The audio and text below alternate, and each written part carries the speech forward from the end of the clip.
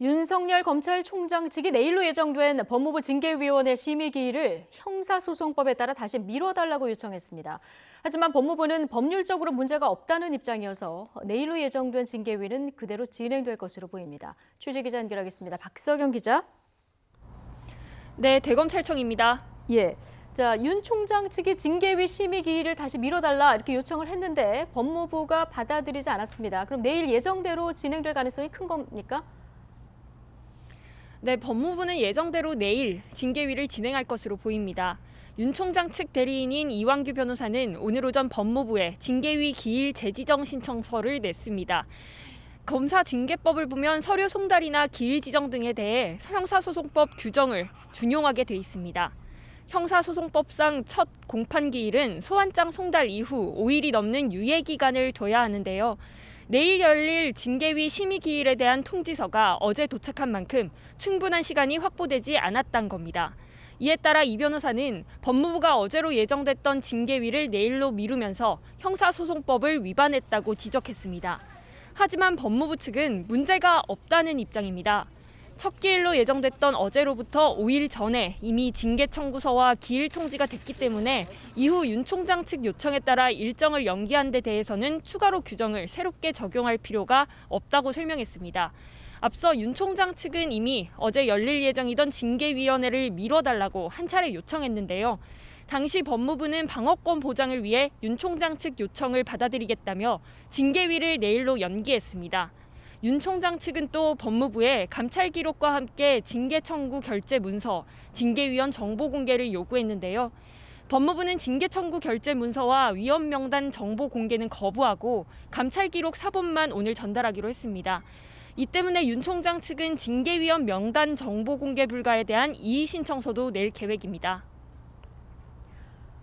네, 징계위를 앞두고 고기영 전 차관이 사퇴하면서 새로 임명된 이용구 신임 법무부 차관, 오늘 처음으로 법무부에 출근했죠? 네, 이용구 신임 법무부 차관은 오늘 오전 9시 반쯤 정부 과천청사 법무부에 출근했습니다. 이 차관은 출근길에 취재진 앞에서 장관과 함께 고비를 슬기롭게 극복해서 개혁 과제를 완수하겠다며 포부를 밝혔습니다. 직접 들어보시죠. 모든 것을 다시 검토해서 공정하고 투명하고 중립적으로 업무를 처리하도록 하겠습니다. 결과를 예단하지 마시고 지켜봐 주시기 바랍니다. 모든 것은 적법 절차와 법 원칙에 따라 직무를 수행하도록 하겠습니다. 네, 이 차관은 원전 의혹 핵심 인물인 백운규 전 산업통상자원부 장관의 변호를 맡았던 것으로 확인됐는데요. 임기 시작을 앞둔 어제 사임계를 제출한 것으로 전해졌지만 청와대를 겨냥한 검찰 수사에서 핵심 피의자를 변호했던 사람이 윤 총장 징계위원회에 참여하게 되면서 논란이 일 것으로 보입니다. 백운규 전 장관은 외부의 경제성 평가 결과가 나오기도 전에 월성 1호기의 가동 중단 방침을 내렸다는 의혹을 받고 있습니다. 윤 총장은 어제 업무 보고를 받으면서 월성 1호기 원전 관련 내부 자료 삭제에 관여한 산업통상자원부 공무원들의 구속영장 청구를 승인한 것으로 알려졌습니다. 이 차관은 이에 대해서도 징계 청구와 원전 수사는 관련이 없다며 선을 그었습니다. 들어보시죠. 백운규 전 장관 변호 맡은 것 때문에 징계가 맞지 않다 이런 이야기가 있었는데 한 말씀 좀 부탁드리겠습니다. 징계 청구 사유에 월성 원전 관련된 사안은 없는 것으로 알고 있고요. 지금 대전지검에서 열심히 일하고 있는 수사팀 검사님들에 대한 예의가 아닌가 싶습니다. 전혀 무관하다고 생각을 합니다.